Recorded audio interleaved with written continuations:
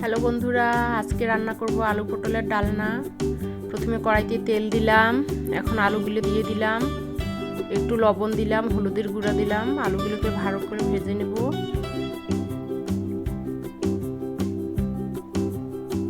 আলুগুলো ভাজা হয়ে গেছে, নামিয়ে নিব।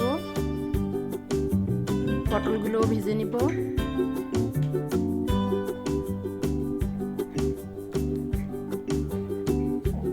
পটলগুলো ভাজা হয়ে গেছে, এখন দিয়ে দেবো ফোড়ন। ফোড়নে দিলাম তেজপাতা, জিরা, পেঁয়াজের পেস্টগুলো দিয়ে দিলাম। এখানে আমি আদা রসুন পেঁয়াজ পেস্ট করে নিয়েছি।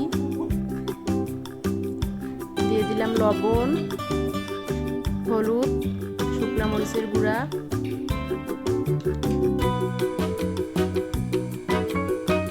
একটু নেড়ে নিলাম। এখন দিলাম জিরা ধনিয়ার গুঁড়া,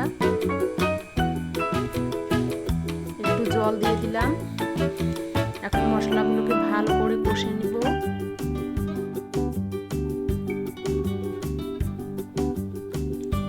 মশলাগুলো কষানো হয়ে গেছে, আলু পটলগুলো দিয়ে দিলাম।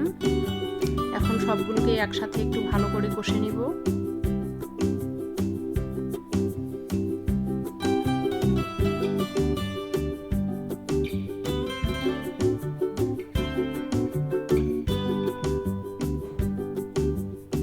ভালো করে কষানো হয়ে গেছে, এখন জল দিয়ে দিলাম। আর একটু নেড়ে নেব।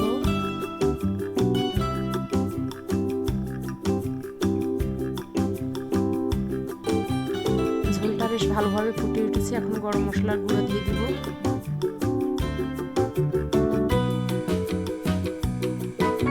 রেডি আমাদের আলু পটলের ডালনা।